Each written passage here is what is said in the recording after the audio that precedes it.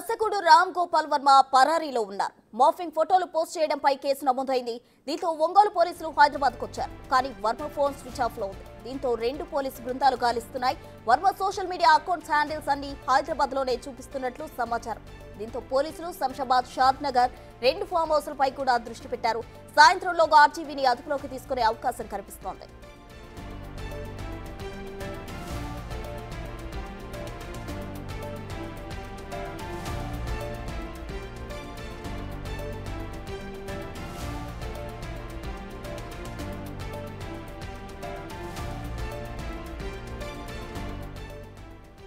Breaking news చూస్తున్నాం. మద్దిపాడులో నమోదైన కేసుకు సంబంధించి రామ్ గోపాల్ వర్మ విచారణకు హాజరు కాని నేపథ్యంలో ఏపీ పోలీసులు అయితే రామ్ గోపాల్ వర్మ కోసం వారి ఇంటి దగ్గర పడిగాపులు కాస్తున్న పరిస్థితి కనిపిస్తోంది. దర్శకుడు రామ్ గోపాల్ వర్మ ప్రస్తుతం అయితే పరారీలో ఉన్నారు.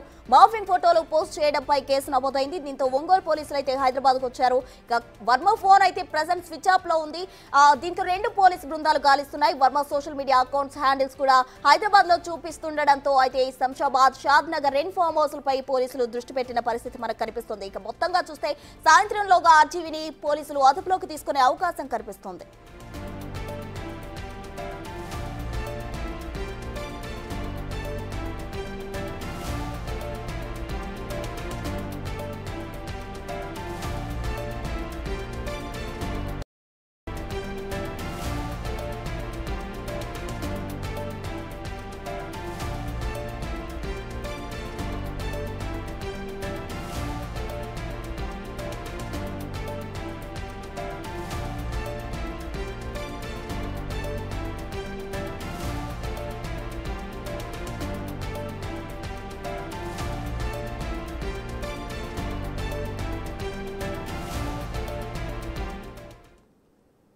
ఆర్టీవీ విచారణకు సంబంధించి ఇవాళ సాయంత్రంలోగా అదుపులోకి తీసుకుంటామని పోలీసులు అంటున్నారు. ప్రజెంట్ ఆయన గృహం దగ్గర పోలీసులు అయితే ఏపీ పోలీసులు పడిగాపులు కాస్తున్నారు. దీనికి సంబంధించి తాజా డీటెయిల్స్ మా ప్రతినిధి సుజాత అందించేందుకు సిద్ధంగా ఉన్నారు.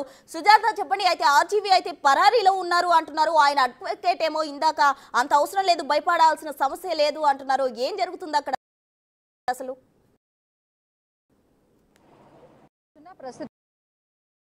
అయితే మాత్రము గోపాల్ వర్మ కోసము ఏపీ పోలీసులు గాలింపు చర్యలు రామించినటువంటి ఫోన్ ఎక్కడున్నా సేకరిస్తున్నారు. ప్రస్తుతం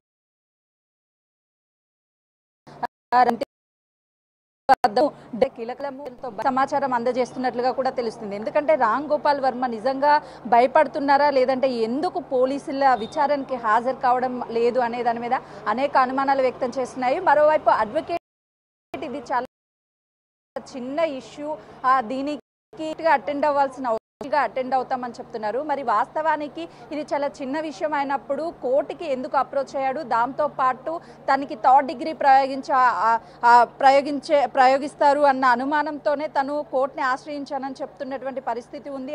ఏదైతే పిటిషన్ దాఖలు చేశారో అందులో ఆ పిటిషన్తో పాటు ముందస్తుగా బెయిల్ కూడా పిటిషన్ దాఖలు చేశారు. అంటే ఈ కేసుకి సంబంధించి అరెస్టు ఖచ్చితంగా చేస్తారు నన్ను అని చెప్పేసి ముందస్తుగా బెయిల్ పిటిషన్ దాఖలు చేశారా అనే దాని మీద అనుమానాలు వ్యక్తం చేస్తున్నాయి.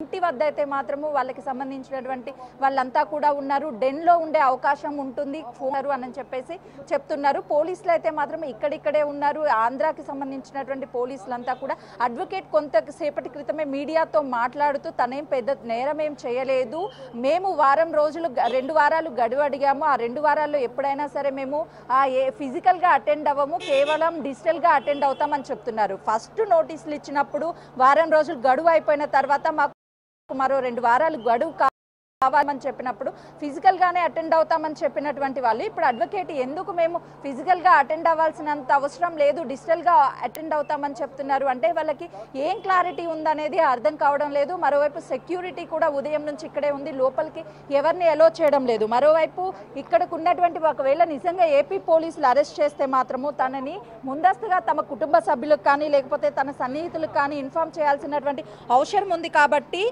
దానికోసమే ఒక్కొక్కరుగా తన సన్నిహితులంతా కూడా ఇక్కడికి చేరుతున్నారా అనే దాని మీద కూడా ప్రస్తుతం అయితే మాత్రం ఇంకా క్లారిటీ రాలేదు. బయటికి అడ్వకేట్ వస్తున్నారు, తనతో మాట్లాడించే ప్రయత్నం చేద్దాము. అసలుకి ఈ కేసుకి సంబంధించి ఏమని పిటిషన్లు దాఖలు చేశారు చెప్పండి సార్, అసలు ఏం పిటిషన్లు దాఖలు చేశారు?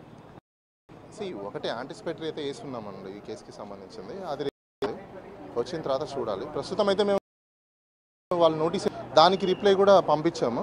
వాళ్ళు ఇంకా డిజిటల్ పోలీసింగ్ ఎలాగో ఇండియన్ గవర్నమెంట్ ఇంట్రడ్యూస్ చేసింది కాబట్టి హైబ్రిడ్ మోడల్ని యూజ్ చేసుకోండి ఇన్వెస్టిగేషన్కి అని చెప్పేసి కోరున్నాము. వాళ్ళు ఏం ఆన్సర్ చేస్తారనేది మేము కూడా వెయిట్ చేసి చూడాలి. అంటే మొదటిసారి మీరు 19వ తారీఖు అటెండ్ అవ్వాలి అన్నప్పుడు ఖచ్చితంగా మేము అటెండ్ అవుతాము అని చెప్పారు ఫిజికల్గా. ఇప్పుడు ఎందుకు డిజిటల్గా మేము అటెండ్ అవుతాము? కన్ఫ్యూజన్, చాలా వరకు కన్ఫ్యూజన్ ఉన్నారు అందరూ. మేము టైం కావాలి అని అడిగాం, మాకు టైం ఇవ్వండి అని చెప్పేసి. వాళ్ళు మాకు ఇంకో నోటీస్ పంపించారు, 25న టైం ఇచ్చారు. ఇప్పుడు మా షెడ్యూల్స్కు మేము కూడా చూసుకోవాలి కాబట్టి మా షెడ్యూల్స్ ప్రకారము ఈరోజు కుదరట్లేదు కాబట్టి మేము వాళ్ళకి ఆన్సర్ చేసాం. ఇన్వెస్టిగేషన్కి కోఆపరేట్ మీరు ఒకసారి మా నోటీస్ని రిప్లై నోటీస్ని చూస్తే మీరు ఒకసారి దాంట్లో క్లియర్ కట్గా మేము రాసాం. దాంట్లో ఏమని రాసామంటే ఇన్వెస్టిగేషన్స్కి మేము కోఆపరేట్ చేస్తాము, ఇదంతా హీనియస్ క్రైమ్ కాదు కాబట్టి సుప్రీంకోర్టు కొన్ని గైడ్లైన్స్ కూడా ఉన్నాయి. ఆ సుప్రీంకోర్టుకి సంబంధించిన గైడ్లైన్స్ని కూడా మేము అక్కడ క్లియర్ కట్గా మెన్షన్ చేయడం జరిగింది. 1 మినిట్ మెన్షన్ చేయడం జరిగింది. సో అక్కడ మీకు ఏమైపోతుంది, మెన్షన్ చేసిన దాంట్లో సుప్రీంకోర్టు ఏమేం చెప్పిందో గైడ్లైన్స్ని కూడా వీళ్ళు చూసుకోవాల్సిన అవసరం ఉంటుంది కాబట్టి దాన్ని చూసుకొని వాళ్ళు ఏం ఆన్సర్. ఎందుకంటే ఇప్పుడు మేము ఒక కొత్త అంశాన్ని తెర మీదకి తీసుకొచ్చాము. అంటే డిజిటల్ పోలీసింగ్ అనేది ఒకటి ఉంది, హైబ్రిడ్ సిస్టమ్ ఒకటి ఉంది, దాన్ని కూడా ఎవరైనా యూస్ చేసుకోవచ్చు అని చెప్పి ఇంతవరకు తెలియదు. ఇప్పుడు వాళ్ళు కూడా వాళ్ళ లీగల్ ఒపీనియన్ తీసుకోవాలి, వాళ్ళకు కూడా లీగల్ టీం ఉంటుంది. ఇప్పుడు పోలీస్ వాళ్ళకి కూడా వాళ్ళు కూడా దాని గురించి ఆలోచించుకోవాలి. ఇవన్నీ ఉన్నాయి కాబట్టి అదంతా అయిపోయిన తర్వాత తర్వాత చూద్దాం. ఎందుకు పిటిషన్లో థర్డ్ డిగ్రీ ప్రయోగించే అవకాశం ఉంటుంది అని ఎందుకు పిటిషన్లో దాఖలు చేశారు? థర్డ్ డిగ్రీ ప్రయోగించే అవకాశం ఉంటుందని ఎందుకు పిటిషన్లో దాఖలు? ఒకటి పిటిషన్లో థర్డ్ డిగ్రీ ఉపయోగిస్తారా లేదని దట్స్ ఆల్ గ్రౌండ్స్ అండి. ఇప్పుడు వాళ్ళు పోలీసు వాళ్ళు జనరల్గా ఏమేం చేస్తారు ఏంటనేది కామన్గా ఉన్న దాంట్లో ఎవరిని ఎలా చేస్తారు అంటే మనకు తెలియదు. ఇన్వెస్టిగేషన్స్ అంటే ఇలాంటి క్రైమ్స్లో ఇన్వెస్టిగేషన్ ఏముంటుంది, ఇప్పుడు మీరే ఉన్నారు సోషల్ మీడియాలో ఒక పోస్ట్ పెట్టారు, ఇట్స్ వెరీ సింపుల్ అనుకోండి. ఆ పోస్ట్కి సంబంధించి మీరు పెట్టారా లేదా అని క్వశ్చన్ ఉంటుంది. రేపు పోలీసులు ఇప్పుడు ప్రెరోగేటివ్గా వాళ్ళు ఏదైనా చేసే అవకాశాలు ఉంటాయని ఆయనకున్న భయాన్ని ఎక్స్ప్రెస్ చేసి ఉంటారు. ఆ భయాన్ని ఎక్స్ప్రెస్ చేయడం తప్పేం లేదు. వర్మని అరెస్ట్ చేస్తారని మీరు భావిస్తున్నారు? అరెస్ట్ చేస్తారని మీరు భావిస్తున్నారు? ఒక్క విషయం, ఒక్కొక్కరు నన్ను క్వశ్చన్స్ అడగండి. వర్మని అరెస్ట్ చేస్తారని మీరు భావిస్తున్నారు? పోలీస్ వాళ్ళు ఇక్కడికి వచ్చారంటే దేనికి వచ్చినట్టు? నోటీసెస్ పంపించిన తర్వాత ఎవరైనా 41A నోటీస్ కానీ లేకపోతే 35(3) నోటీస్ కానీ పంపించినప్పుడు పర్సన్ ప్రెజెన్స్ అవ్వాలి అంటే మళ్ళీ వాళ్ళు మ్యాజిస్ట్రేట్ దగ్గర నుంచి వారెంట్ తీసుకోవాలి. మేము కోఆపరేట్ చేయనప్పుడు ఇప్పుడు వాళ్ళు అక్కడ కూడా పర్మిషన్ తీసుకోవాలంటే ఎందుకు పర్మిషన్ తీసుకున్నది అడగాలి కదా. అంటే కోఆపరేట్ చేయట్లేదని చెప్పాలి. మేము ఇక్కడ కోఆపరేట్ చేస్తున్నాము, నోటీసెస్కి రిప్లై ఇచ్చాము, మేము టైం అడుగున్నాము, అలానే Indian government digital policing introduce చేసిందని చెప్పి మేము కొత్తగా చెప్తున్నాము, హైబ్రిడ్ సిస్టమ్ని తీసుకోమని చెప్తున్నాము.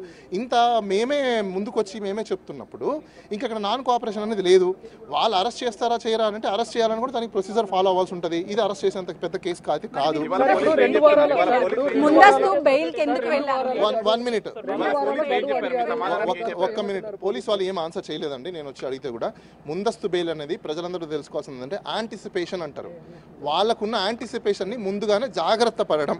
సో ప్రతి వ్యక్తికి వాళ్ళకి సంబంధించిన జాగ్రత్త పడడంలో తప్పేం లేదు. కాబట్టి మేము కూడా యాంటిసిపేషన్గా ముందే దాని ప్రొసీజర్ ఉంది కాబట్టి యాంటిసిపేటరీ బెయిల్ అనేది వేయడం అనేది జరిగింది.